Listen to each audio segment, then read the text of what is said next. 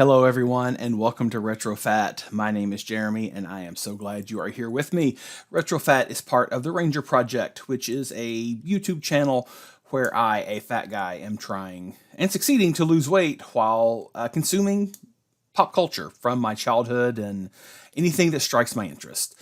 Right now in RetroFat, I am reacting my way through Just the 10 of Us, a classic 1980s, late 80s, early 90s sitcom about a Catholic family with 8 kids. It is, in my opinion, one of the best sitcoms ever.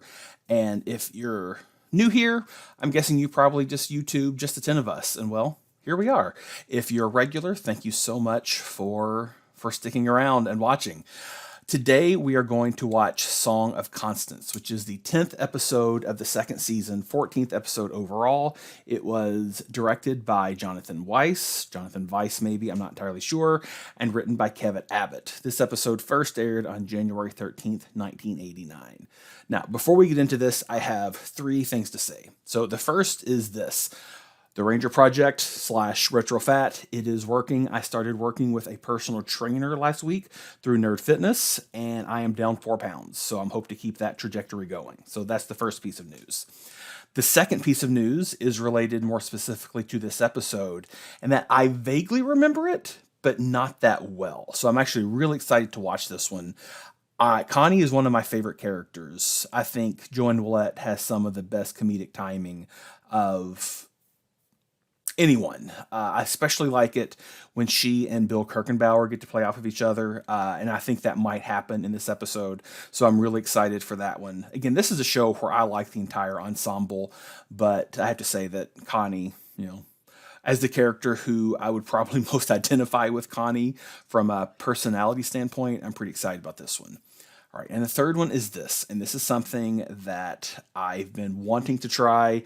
A few of you have suggested in the comments, and I thought, you know what, I'm going to go for it. What's the worst that can happen? So I do these reactions, these commentary video type things. I don't really have a name for it except for reaction. I enjoy it, and I know you all enjoy watching it, and I'm very appreciative of that. But we've started to develop a little bit of a community, both here. There's a Facebook group for Just the 10 of Us. There are a lot of Just the 10 of Us fans, and I know a few of you who have been with me almost from the beginning, if not from my very first upload, would perhaps like to take part as well.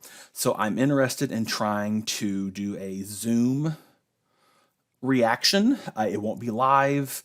It would be something where 5 or 6 of us would get together on a weekend afternoon on Zoom.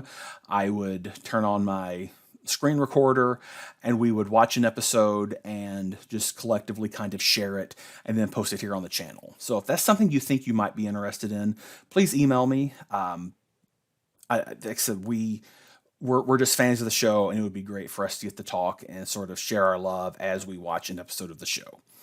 I said I had 3 things. I actually have 4 things. There's one other thing I want to mention. So last week, my episode was flagged for a copyright claim because it had a bit of Olivia Newton-John song Physical in it.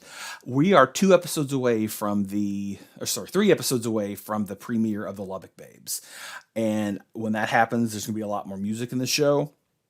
And I'll be honest, I'm a little bit nervous. I'm not sure how YouTube is going to handle that. So I will keep doing this for as long as I can. Copyright claims aren't necessarily an issue. A copyright claim on YouTube just simply means that their algorithm has flagged your upload as not being 100% you. You're using material from another source, but that source holder doesn't care, and they have the right to put ads on it that they will then collect revenue from. I'm fine with that. I don't monetize. My channel's not even monetized yet at all. Even when it is monetized, I'm not going to monetize these episodes. But if that happens, we're fine. A copyright strike is a separate issue. Or if they pull the episodes because of a copyright claim, which could happen. If that happens, I'm going to keep doing this on Facebook. So I don't think my entire channel would be pulled. I'm not too worried about that happening, but if that happens, I'll post a video saying, hey, YouTube doesn't allow these anymore, but here's where you can get them. Because again, I'm not doing this for fame or fortune.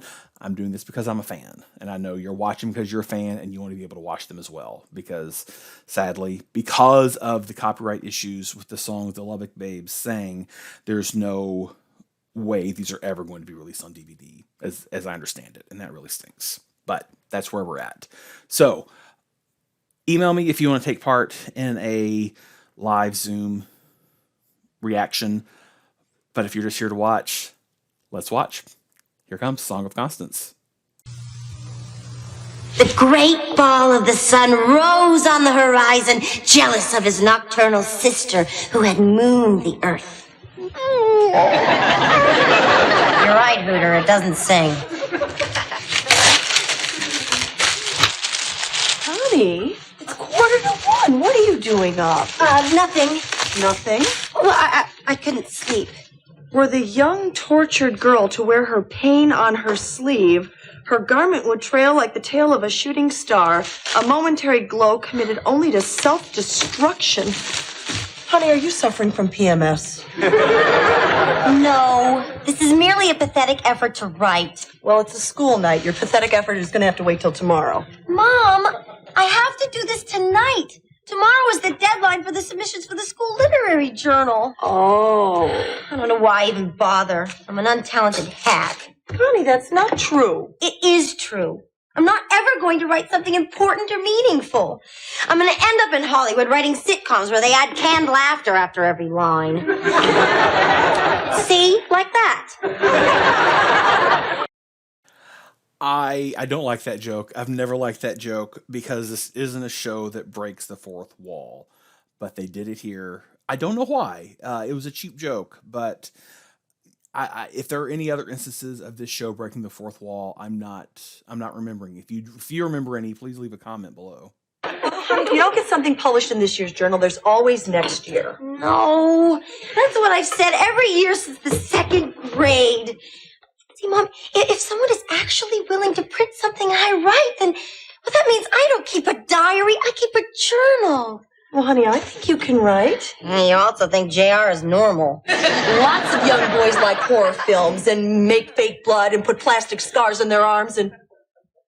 Okay, maybe I'm not objective.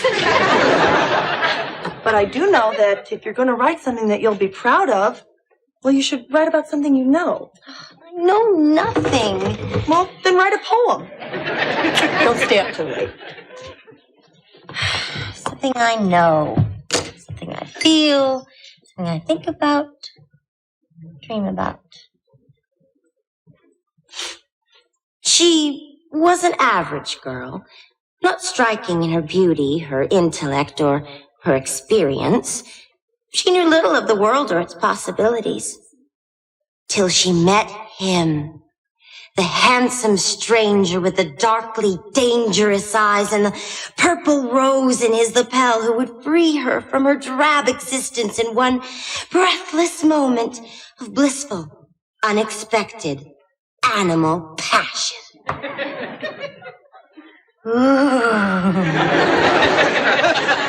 is a race and I know I can win it, 'cause I'm learning the rules of the game. If I can stay on the ball, take it minute by minute, I just might make the Hall of Fame. What can I say? I'm doing it the best I can. Leaning on nobody but me. Oh, seeing it from where I stand. Nothing comes easy. Oh, I'm always bringing home second places.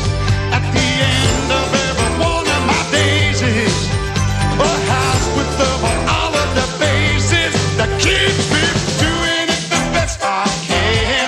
Yeah, I'm doing it the best I can. I'll keep on doing it the best I can.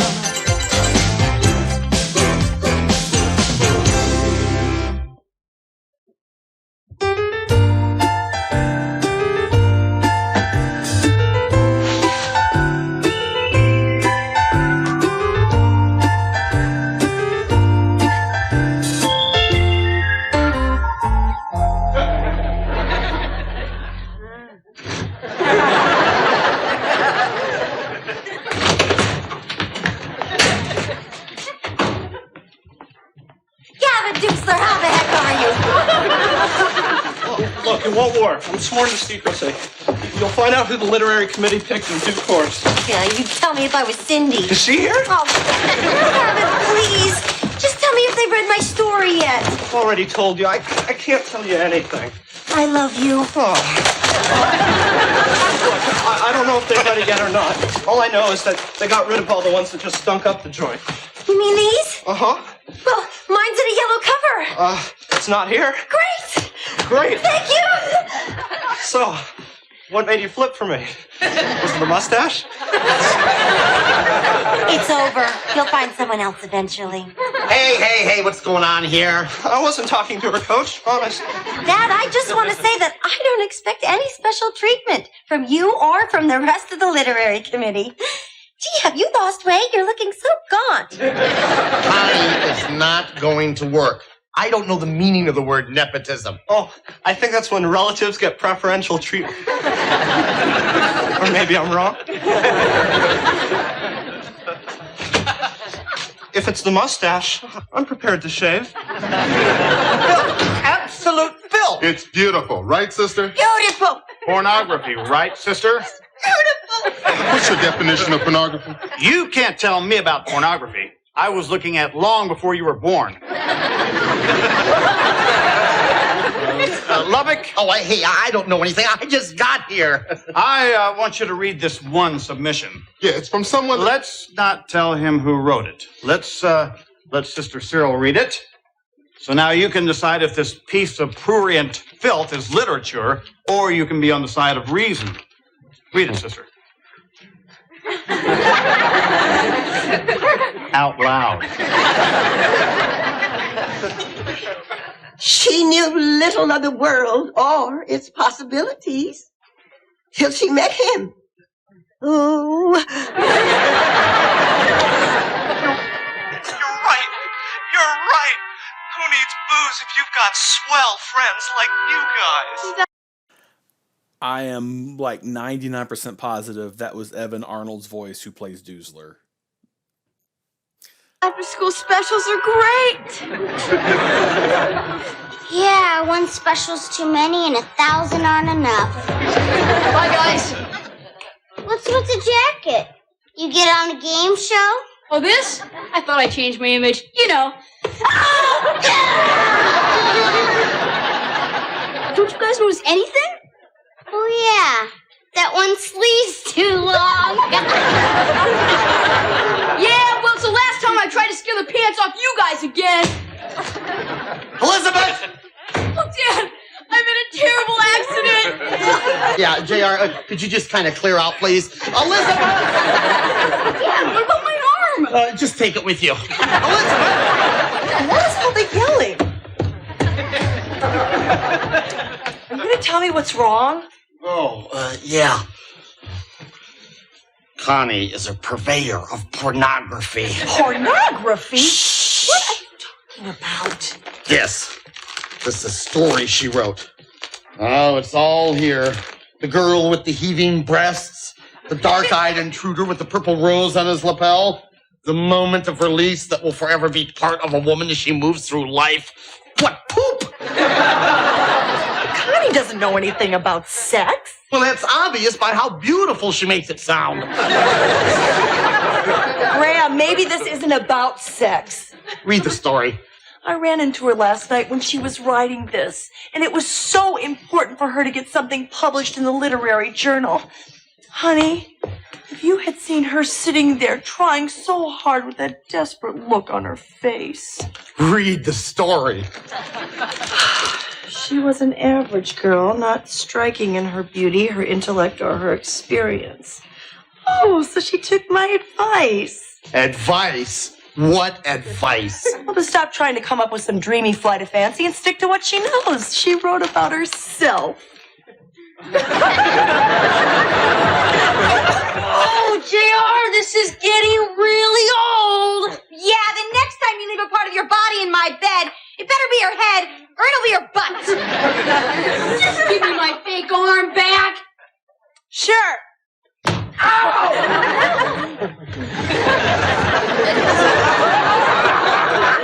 We don't know anything about the fake arm that just hit you in the head.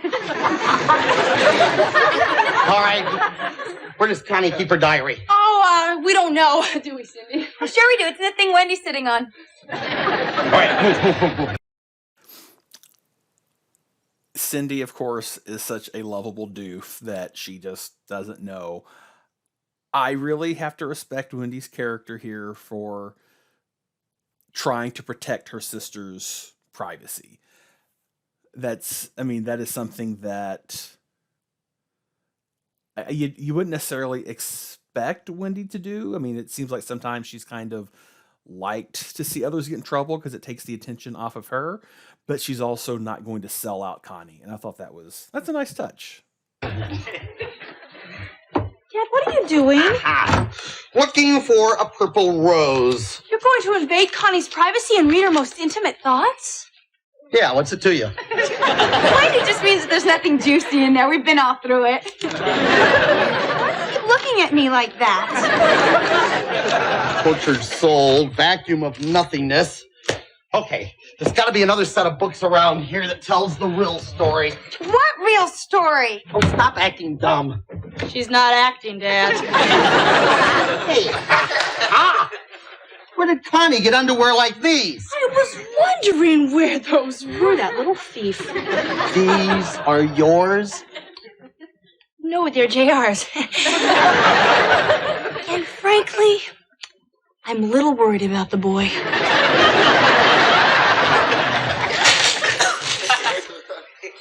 Ooh. Hi, Mom. Connie. Sorry, I was late. I had to... You're reading my story. Yes, I am. Dad brought it home. Yes, he did. Great. Well, Where is he? upstairs. Did he say anything about it? Well, yes, he did. Don't tell me. Why not? Because I want to hear the good news from him.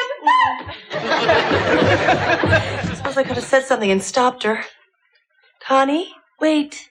I don't think your dad liked it. There, I said it. Aha! What are these? Those really are JR's. He reads them while he's wearing Wendy's underwear. Dad, did my story make... Aha! There you are. Yeah, is my story going to be published? Not in your lifetime. What? And another thing, no more writing. I don't want to read about something you've done or something you've imagined you've done, which had better be the case. Which reminds me of another thing. I don't want to catch you using your imagination anymore. From now on, I want you to do what everybody else in America does. Stop using your brain and start watching TV.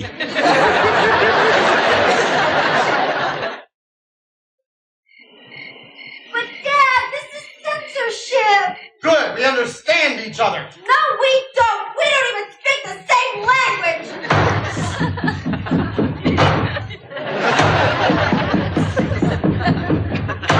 Yes, we do. Only I speak clean words and you speak dirty ones. There's nothing dirty about my story. It's about sex. No, it isn't. Sex is merely the metaphor. Other people won't see it like you.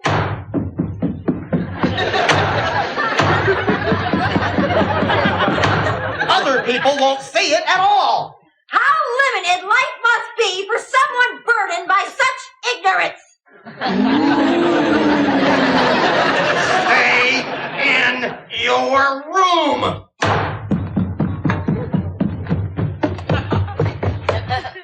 So what are you looking at?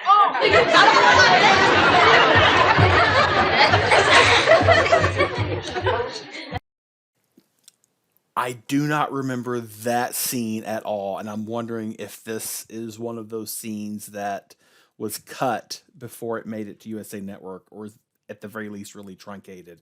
And also, I have to give Graham some credit here. That was pretty harsh what she said. I know if I said that to my father as a teenager, I would have been in such a world of trouble. But he's handling it. I honestly do not remember how this episode ends, so this will be exciting to see. Things go well with Connie? Elizabeth, haven't you noticed any screaming in the house in the last half hour or so? Graham, I was just trying to calm you down. I'm calm. I'm fine. Sure? Yeah, there's a certain tranquility that comes upon you when you know that you're right. You're wrong. About what? Everything. Let me come in the room again. Won't change anything. but let me get a beer. Graham. Elizabeth, if you're going to sit there and look me in the eye and tell me that this story that Connie wrote is anything but pure filth, I don't want to hear it. Not a word, not a syllable, not a peep. You're not saying anything. Peep. Elizabeth, you don't know what's dirty. You're a woman. Yes, I do. Remember, we had cable in New York. Elizabeth, in the last 20 years we've been married, I don't think we've ever had a serious disagreement. Sure we have. Lots of times. I just never said anything. That system seems to be working fine. Why change it?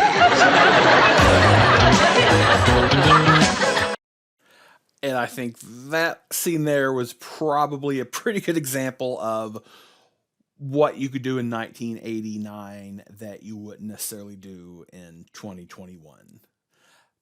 Although I did like the cable joke. And so I go, no way. And he goes, uh-huh. And I go, nuh-uh. And he goes, what the heck is this? No. He goes, with a bod like yours, there's no way. Yes. Song of the Purple Rose by Constance. This is Connie's story. Oh, wow. I wonder if it's as dirty as we hope. Girl, beautiful woman, handsome stranger, dark eyes, purple rose, breathless moment of blissful, unexpected animal passion. Oh, animals! I love little animals. And about breathless passion. And we're just on the first page. Did you read this? Yeah. Isn't it disgusting? Figures. Oh, Marie, will you loosen up for criminy sakes? Yeah, it's just pornography. You don't find this offensive? Well, of course. That's why we like it. I want to see how it turns out. Hi, girls. What do you think? Oh, this is great. You like it? Yeah. Usually reading isn't this much fun for me. And you understand what I'm writing about? Well, personally, I'm a little shocked that you understand what you're writing about. Oh, thank you. This means so much to me to know that Dad was wrong to want to suppress this, that I was right to publish it myself, that my message is coming through loud and clear. Oh, it's coming through loud and clear, all right. I knew it. You got the hots for some guy that wears a purple rose. That's what you got out of my story? Well, what else is there? I was a fool to think you two could understand anything. Just give us his initials. Why, oh, why? We got his middle initial, too. So those two don't understand big deal. Oh.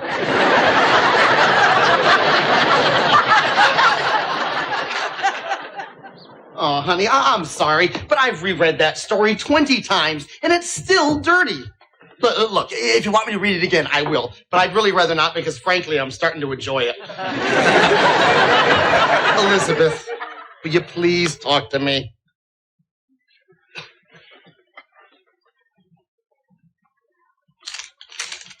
No. Look, Elizabeth! Oh. All right. Lubbock, I counted on you and you let me down. It was a simple problem. A teenage girl with a dirty mind and a sharp pencil. You are going to handle it. You are going to nip it in the bud. Well, that bud has taken root, sir, and this pungent flower could very well threaten the alumni fund, which pays your salary. Want a beer? I don't want it. Did you hear what I just said? Yeah, but I didn't understand it. Your sex-crazed daughter is at it again. Well, this is Connie's story. Oh, no. This is a copy of Connie's story. One of hundreds of copies of Connie's story. They're everywhere. Everywhere! There was even a stack of them at the rear of the chapel on the Just Say No table. But I told Connie I didn't want anyone else to see this story. I just pray that our more generous alumni are perverts, too. Connie! No, whoever you are, I'm not going to smell your flower. Gavin. Wait up. Gavin, will you just go home? Well, you think I'm one of them? Connie, your story was art. Huh? It was sweet and tender and mature. Connie, you're a great wordsmith. You didn't think it was dirty? Dirty? Is a flower unfolding from bud to full bloom dirty? Our friend the caterpillar turning into a beautiful butterfly. Is that dirty? Connie, your story isn't pornography. It's literature. You understand it? If but one man heareth my message, 'twas worth the trouble of the telling. It was worth it to me, all right. Gavin, I could just kiss you.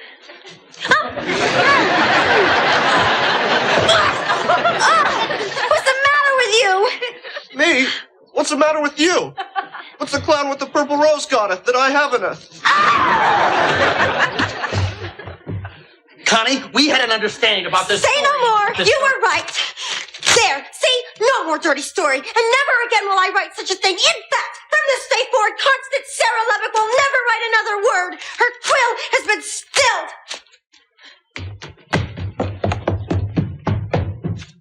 Nice, Lubbock. I'll take that beer now. Oh, you're not talking to me either? No, Daddy. I'd be happy to talk to you. So, have you apologized to Mom yet for being such a butthead? Well, I'm not talking to you. Go ahead, get out of here. He's a little cranky. Honey?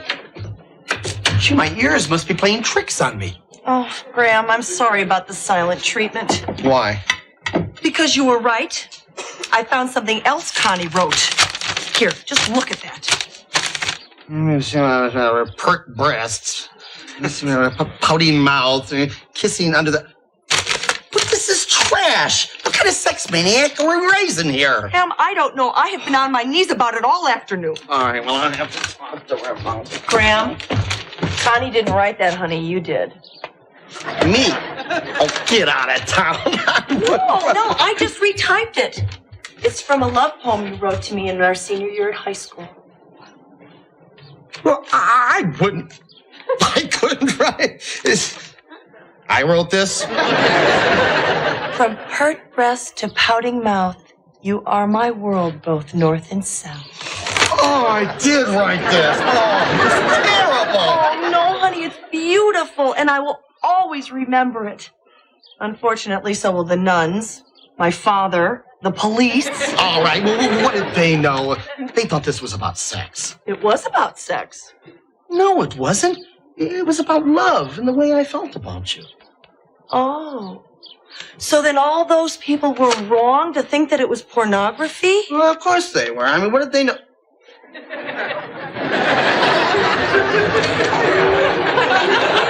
You didn't come out here to apologize to me at all, Oh, did you? sure I did. I remember thinking how they were all so old and foolish. Oh, honey, you're not foolish. I was hoping you'd say I wasn't old and foolish. She said she'd be in her thinking place. Who? Well, the daughter you're going to apologize to. I'll apologize to Connie as soon as she gets out of the bathroom. She's in her thinking place, Graham, not yours. I really liked that we got this little snippet of learning that Graham wrote poetry to Elizabeth, just because it kind of shows where Connie got her writing from. We know that he was primarily an English teacher, so it makes sense that he would be literary, and therefore so would Connie. But every so often we get just little bite-sized chunks of information about how each of his kids gets something from him, like this literary thing with Connie.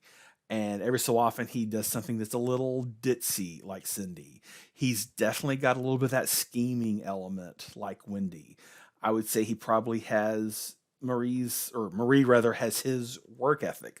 The man's clearly a hard worker. Just some things to kind of undergird the characters, which I really like that. I appreciate that.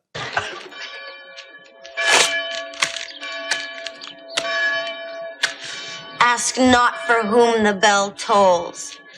Tolls for me. There's a 50 demerit fine for littering the hippodrome, you know. That figures. So, what are you doing? I'm unwriting my diary so that no more harm is done. Connie.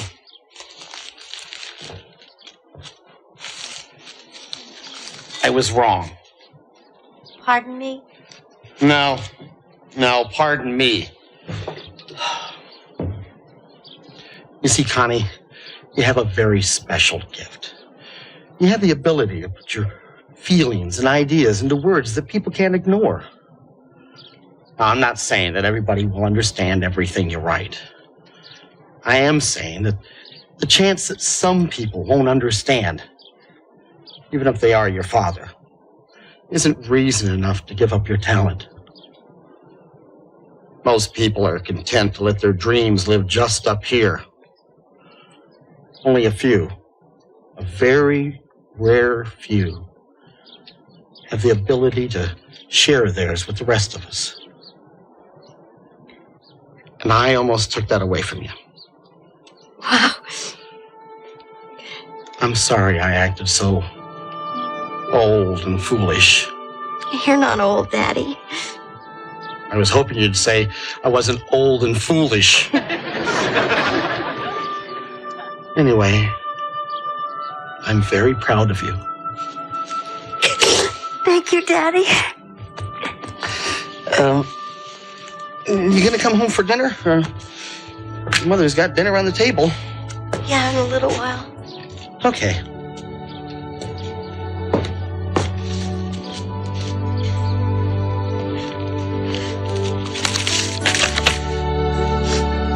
He was an average man who lived an average life in an average town. There was nothing extraordinary about his existence, which makes the magic of his insight all the more remarkable. Somewhere within his round, rumpled body, there was a place of beauty, gentleness, and understanding. It was a place that was touched by God.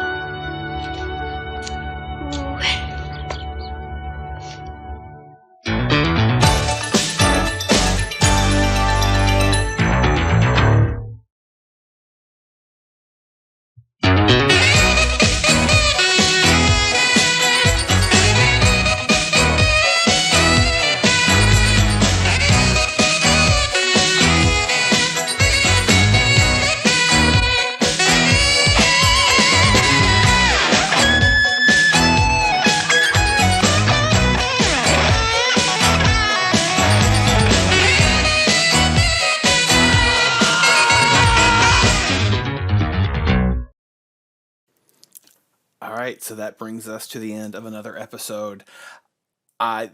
This one I didn't really remember it that well, so this was fun to watch. There were parts I definitely recalled, but again, as I said, I'm partial to Connie and Graham both, so getting to see that these two play off each other was definitely a lot of fun.